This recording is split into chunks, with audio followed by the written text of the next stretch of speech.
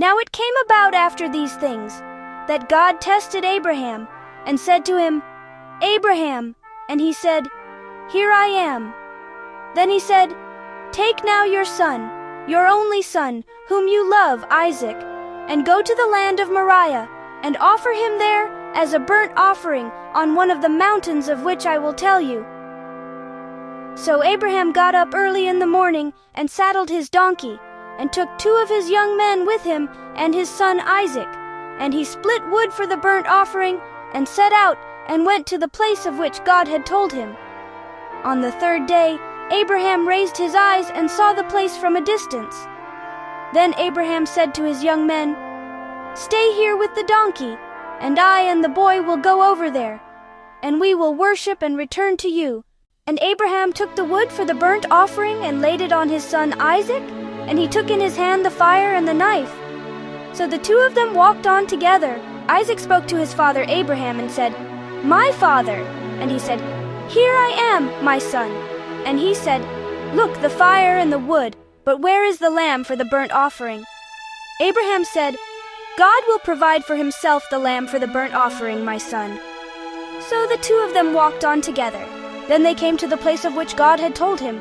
And Abraham built the altar there and arranged the wood, and bound his son Isaac and laid him on the altar, on top of the wood. And Abraham reached out with his hand and took the knife to slaughter his son. But the angel of the Lord called to him from heaven and said, "Abraham, Abraham." And he said, "Here I am." He said, "Do not reach out your hand against the boy, and do not do anything to him. For now I know that you fear God, since you have not withheld your son, your only son, from me." Then Abraham raised his eyes and looked, and behold, behind him was a ram caught in the thicket by its horns.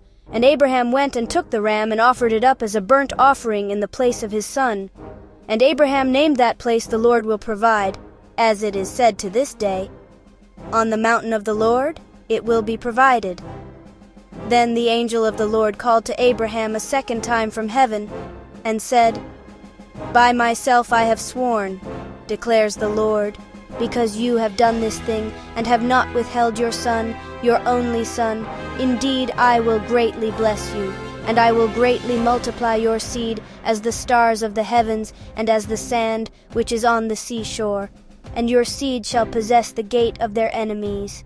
And in your seed all the nations of the earth shall be blessed, because you have obeyed my voice." So Abraham returned to his young men, and they got up and went together to Beersheba. And Abraham lived in Beersheba.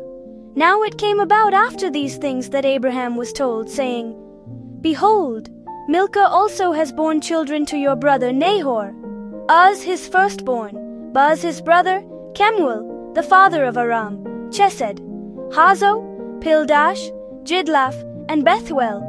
And it was Bethuel who fathered Rebekah. These 8 Milcah bore to Nahor, Abraham's brother.